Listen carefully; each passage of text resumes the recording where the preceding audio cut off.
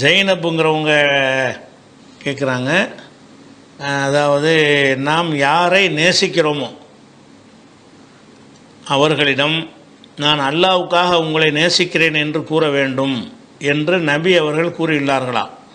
அப்படி ஹதீஸ் இருந்தால் ஒரு ஆண் ஒரு பெண்ணிடத்திலையும் இப்படி கூறலாமா அப்படின்று ஒரு கேட்குறார். அதாவது ஒரு ஆளை நம்ம நேசித்தோம்னு சொன்னால் மனசுக்குள்ளே அதை வச்சுக்கிறக்கூடாது. அவர்கிட்ட போய் உங்களை நான் அல்லாஹ்வுக்காக நினச்சி நம்ம ஃப்ரெண்டுன்னு யாரையும் ஆக்கிறதா இருந்தால், இப்போ கல்யாணம் பண்ணுறா இருந்தால் ஒரு ஒப்பந்தம் பண்ணி தானே திருமணம்னு ஏற்படுத்தி கொள்கிறோம். அந்த மாதிரி நண்பராக்கி கொள்வதும் ஒரு டிக்ளேர் பண்ணணுமா அல்ல நமக்குள்ளே இருந்துக்கிறலாமா அப்படின்னு கேட்குறாரு. அப்போ இதுக்கு என்னட்டா ஒரு ஹதீஸ் இருக்குது, முஸ்னத் அஹமதுலையும் அபுதாவுதுலையும் வரக்கூடிய ஒரு ஹதீஸ். அனஸ் அறிவிக்கிறாங்க. என்ன சொல்கிறாங்கன்னா, குந்து ஜாலிசன் இந்த ரசூலுல்லாஹி ஸல்லல்லாஹு அலைஹி வஸல்லம், நான் ரசூலுல்லாவோட உட்கார்ந்துருந்தேன். அனசு ரசூலுல்லாவும் இருக்கிறாங்க. இது மர்ற ரஜுலுன், அப்போ ஒரு மனிதர் கடந்து செல்கிறார். நாங்கள் 2 பேர் இருக்கிறோம், ஒரு ஆள் கடந்து போகிறார். அப்போ கால ரஜுல் மினல் கோமி, அப்போ அனசு ரசூலுல்லா மட்டும் இருக்கல, அந்த கூட்டமே இருந்திருக்கிறாங்க. அந்த கூட்டத்தில் ஒரு மனிதர் கேட்டார்னா என்ன அர்த்தம்? ரசூலுல்லா அனசு ஒரு கூட்டமாக மக்கள்லாம் இருக்கிறாங்க, ரசூலுல்லாவும் இருக்கிறாங்க, அனசும் இருக்கிறாரு. அந்த கூட்டத்தை ஒரு ஆள் கடந்து போகிறார். இது மர்ற ரஜுலுன், ஒரு மனிதர் கடந்து போனார். அப்போ அந்த கூட்டத்திலேருந்து ஒரு ஆள் என்ன செய்கிறார், அந்த கடந்து போகிற மனுஷரை பார்த்து கால ரஜுல் மினல் கௌமி, அந்த கூட்டத்தில் ஒரு மனிதர் சொன்னார், யாரை சொல்லலாம், அல்லாஹ்வுடைய தூதரே, இன்னில உஹிப்பு ஹாதர் ரஜுல, அந்த கடந்து போகிறார்ல ஒரு ஆள், அவரை நான் நேசிக்கிறேன் அப்படிங்கிறார். ரசூலுல்லாஹ் சொல்கிறார். ரசூலுல்லா இருக்கிறாங்க, ஒரு ஆள் அப்படி கடந்து போகிறாரு. கூட்டத்தில் இருந்த ஒரு ஆள் என்ன செய்கிறாரு, அந்த மனிதரை பற்றி ரசூலுல்லாஹ் சொல்கிறார். எப்படி? இன்னில உஹிப்பு ஹாதர் ரஜுல, இந்த மனிதரை நான் நேசிக்கிறேன் அப்படின்னு அவர் சொல்கிறார். சொன்ன உடனே ரசூலுல்லாஹ் கேட்குறாங்க, ஹல் ஆலம் தஹு தாலிக்க, இதை நீ அவருக்கு சொன்னியா, தெரிவிச்சியா? நீ நேசிக்கிறேங்கிறீங்களப்பா, நேசிச்சு அவருக்கு தெரியணுமா இல்லையா, தெரிவிச்சியா இல்லையாங்கிறாங்க. அவர் சொல்கிறார், காலலா, தெரிவிக்கலாம் இல்லை. அப்போ ரசூலுல்லாஹ் சொல்கிறாங்க, கும், எழுந்து ஃபாலிமு போய் சொல்லிட்டு வா. போய்கிட்டு இருக்கிறார்ல, அவர்கிட்ட போய் உன்னை நான் நேசிக்கிறேன் என்று சொல்லு. அப்போ காம இலை, இவர் அவரை கடந்து சென்றாரு, நெருங்கி சென்றாரு. யாகாதா இன்னாரே, வல்லாஹி இன்னில உஹிப்புக்க ஃபில்லா, நான் அல்லாஹ்வுக்காக நான் உங்களை நேசிக்கிறேன் அப்படின்ட்டு கடந்து போனால தேடிட்டு போய் விரட்டிக்கிட்டே போய் சொல்லிட்டு வர்றார். இன்னில உஹிப்புக்க ஃபில்லா, நான் அல்லாஹ் விஷயத்தில் உங்களை நேசிக்கிறேன், அல்லாஹ்வுக்காக உங்களை நேசிக்கிறேன். அந்த மனிதர் சொன்னார், அஹப்ப கல்லதி அஹபப் தனி லஹு, யாருக்காக வேண்டி என்னை நீ நேசிக்கிறாயோ அந்த இறைவன் உன்னை நேசிப்பானாக. என்னை அல்லாஹ்வுக்காக நேசிக்கிற, அல்லாஹ் உன்னை நேசிப்பானாகன்னு அவர் திருப்பி ரிப்ளை சொன்னார் என்று வருகிறது. அவர் சொன்ன ரிப்ளை நமக்கு மார்க்க ஆதாரமாகாது, வணங்குதா? அது அவர் சொன்னது ரசூலுல்லாஹ் கேட்கல.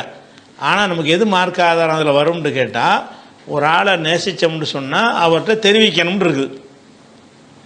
இது சரியான ஹதீஸ்னா அறிவிப்பாளர் வகையில் சரியான ஹதீஸு தான். கருத்தடிப்படையில் வச்சாலும் இது ஒரு நல்லது தானே.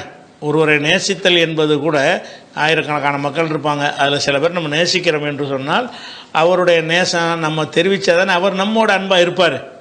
நேசம் ஒரு 2 சைடு வரணும்ல, 2 சைடு இருக்கணுமா இல்லையா? நீங்களாம் ஒரு ஆள் நேசிக்கிறீங்க, அவருக்கு தெரிவிக்கவே இல்லைன்னு சொன்னால் அவர் உங்களை நேசிக்க மாட்டார்ல.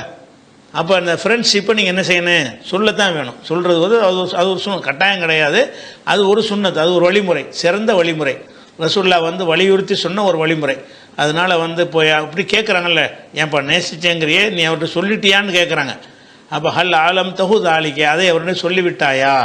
அப்போ நம்ம யாரை பற்றி நேசித்தாலும் நம்ம என்ன செய்யணும், நான் ஒஹிப்புக்க ஃபில்லா, ஒஹிப்புக்க ஃபில்லாங்கிறத இவராக தான் சொன்னது.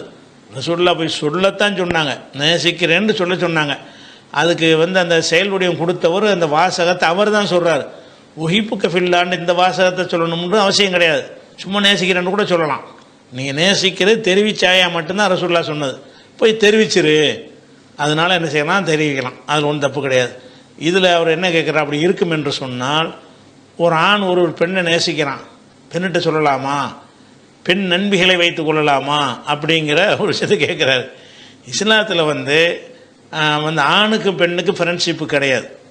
ஃப்ரெண்ட்ஷிப்புங்கிறாங்கல்ல, அது மாதிரி ஃப்ரெண்ட்லாம் கிடையாது. ஆண்கள் பெண்கள்ங்கிறது அவங்களுடைய தேவைகளுக்கு பேசிக்கொள்வதும் ஃப்ரெண்டில் வராது. நமக்கு ஒரு சந்தேகம் கேட்டு ஒருத்தர் பெண் என்கிட்ட வர்றாங்க, கேள்வி கேட்குறாங்கன்னு அவ்வளோதான். கேள்வி கேட்பாங்க, நான் பதில் சொல்லுவேன், அவ்வளோரு முடிஞ்சு விட்டது. அல்லது நாம் ஏதோ உங்கள்கிட்ட ஒரு உதவி கேட்குறோமா, அந்த உதவி அவங்க கேட்குறவங்க தர்றாங்களா, அது முடிஞ்சிருச்சு. அல்லது நம்ம விற்கிறோமா, அவங்க வாங்குறாங்களா, அது முடிஞ்சு விட்டது. அப்போ பெண்களோட உள்ள உறவு என்பது என்னவா இருக்கணும்னு கேட்டால் தேவைக்கானதாக இருக்கணும். அவங்களுடைய சொந்தங்கள் இரத்த பந்தங்களில் தான் என்ன செய்வாங்க, உறவை பேணிக்கொள்ளணும். எந்த ஒரு பெண்ணாக இருந்தாலும் எந்த ஒரு ஆணாக இருந்தாலும் பால் மாற்றம் செய்து நட்பு கிடையாது. நட்பு அப்படி நட்பு வைக்கிறது கிடையாது. என்னத்துக்கு போட்டீங்க, அவ்வளோ போய் நேசிக்கிறீங்க, எல்லாரும் நேசிக்கிற மாதிரி நேசிக்கிறீங்க. அப்போ நேசிக்கிறேன்னு சொல்வதில் என்ன அர்த்தம்னு கேட்டால் உங்களை ஃப்ரெண்ட் ஆக்கிக்கிறேன்னு அர்த்தம். ஃப்ரெண்ட் ஆக்கிக்கிறேன்டா என்ன அர்த்தம்னு கேட்டால் மற்ற எல்லாரையும் விட நான் உங்களை அதிகமாக நான் விரும்புகிறேன்னு அர்த்தம். எதுக்கு அதிகமாக நீங்கள் விரும்பணும்?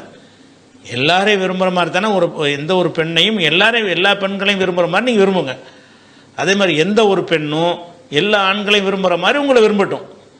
அவர் இத்தனாயிரம் ஆண்களில் ஒரு ஆளை மட்டும் தேர்ந்தெடுத்து ஒன்று நான் விரும்புகிறேன் அப்படின்னா மேட்ரே வேறையாக போத, அது சரியில்லாமல் வந்துடுது. அது என்ன ஆகும்னு கேட்டால் அந்த மாதிரி ஸ்பெஷல் ஒரு கேட்டகரியில் வச்சு நீங்கள் பழகுனீங்கன்னு சொன்னால் அந்த நெருக்கம் தவறில் தள்ளிடும். அது ரொம்ப அதிகமாக போய் என்ன செஞ்சிடறேன், எல்லாம் மீறிடும். அதனால் பெண்களோடு ஆண்கள் உறவு கொள்வது குடும்பத்தார்கள் கொள்ளலாம், கணவன் மனைவி கொள்ளலாமே தவிர சொந்த பந்தங்களை தாண்டி வெளியில் உள்ளவர்களுக்கு பெண்களோட நட்பு ஆண்களோட நட்பு என்பது அது இஸ்லாத்தில் கிடையாது, தேவையில்லை. எதுக்கு நட்பு, என்னத்துக்கு? அவங்களோட உறவு இருக்குது, தேவைக்கு உறவு கொள்வது. என்னென்ன விஷயங்கள், ஒரு வியாபாரம் பண்ணுறாரா, பெண்கள் போய் கஸ்டமரை வாங்க போகிறாங்களா, அவங்க வாங்குவாங்க, விற்குவாங்க, விலை கேட்பாங்க, விலை சொல்லுவாங்க, எவ்வளோ விஷயங்கள் பேசுவாங்க. இதெல்லாம் எதுக்கு உரியது? தேவைக்கு உரியது. ஒரு தேவையை நிறைவேற்றுவதற்காக வேண்டி ஆண்கள் பெண்கள் அவங்களுக்கு மத்தியில் கொடுக்கல் வாங்கல் பண்ணுறது, வேலைகள் பண்ணுறது. ஒரு மருத்துவர் இருக்கிறாரு, ஒரு பெண் மருத்துவரே இருக்கார், ஒரு ஆண் மருத்துவரே இருக்கார். அதில் போய் என்ன செய்யலாம், பெண் மருத்துவர்கிட்ட ஆண் போய் சிகிச்சை பண்ணலாம், ஆண் மருத்துவர்கிட்ட. இதெல்லாம் நட்பு கிடையாது. அந்த துறையில் இருக்கிறாங்க, அதை நம்ம பயன்படுத்திக்கிறோம். அப்போ பெண் மருத்துவர்கிட்ட ஆண் போகலாம், ஆண் மருத்துவர்கிட்ட பெண் போகலாம்னா எவ்வளோ தான் இருக்கணுது, மருத்துவத்துக்கு நீங்கள் போனதாக இருக்கணுமே தவிர இத்தனை ஆண்களில் நான் உங்களை நேசிக்கிறேன், இத்தனை பெண்களில் உங்களை நேசிக்கிறேன் என்பதாக இருக்கக்கூடாது. எதுக்கு அவங்கள நேசிக்கிறீங்க? அந்த பெண் என்பதற்காகத்தான் நேசிக்கிறீங்கன்றால் அர்த்தம் வேறையா போதா இல்லையா? பெண்களோட உங்களுக்கு நட்பு இருக்க தேவையே இல்லை, ஆண்களோடையும் பெண்கள் இருக்க தேவையில்லை. தேவைக்கு உறவு கொள்ளுதல் என்பது அது தவிர்க்க முடியாது. ரசூல்லா காலத்திலையும் இருந்தது, கியாம நாள் வரைக்கும் இருக்கும். அது இல்லாமல் வாழ முடியாது. ஒருத்தரை ஒருத்தர் சார்ந்து வாழுதல் என்பதில் எல்லாரும் அடங்குவாங்க. அந்த மாதிரி நட்புகள் தான் இருக்கணுமே தவிர பெண்கிட்ட போய் நான் உன்னை விரும்புகிறேன்னா அதுக்கு மீனிங்கே வேறையாக போயிடும். வணங்குதா? அது உங்களுடைய ரொம்ப அதிகமாக தள்ளிக்கிட்டே போய் இன்றைக்கி உலகத்தில் நீங்கள் பார்க்குறீங்கல்ல, அவ்வளோ கலாச்சார சீர்கேடும் அதில் வந்துடும். அதனால் பெண்கள்கிட்ட நீங்கள் தேவைக்கு பழகலாம். அது மாதிரி பெண்கள் ஆண்கள்கிட்ட தேவைக்கு பழகலாம். ஒரு பிரச்சனைக்கு தீர்வு கேட்டு வர்றாங்க, ஒரு உதவி கேட்டு வர்றாங்க, ஒரு கடன் கேட்டு வர்றாங்க, ஒரு பொருளை விற்கவோ வாங்கவோ வர்றாங்க, ஒரு சட்டையை தைக்கிறதுக்கு வர்றாங்க, அது மாதிரி ஒரு அயன் பண்ணுறதை கொடுக்கறதுக்கு வர்றாங்க. இப்படி எவ்வளோ தேவைகள், மனிதன் அவ்வளோ தேவை இருக்கிறது. ஒரு வழக்கறிஞராக ஒரு பெண் இருந்தால் போய் நீங்கள் வழக்கு கொடுக்கலாம், ஒரு ஆண் இருந்தால் ஆண்கிட்ட போய் பெண் வழக்கு கொடுக்கலாம். வழக்கறிஞர் என்பதற்கு தான் நீங்கள் கொடுக்கணுமே தவிர அதை தாண்டி அந்த ஃப்ரெண்ட்ஷிப்புங்கிறது கிடையாது. அதனால் அது பொதுவானதில் வந்துடும்.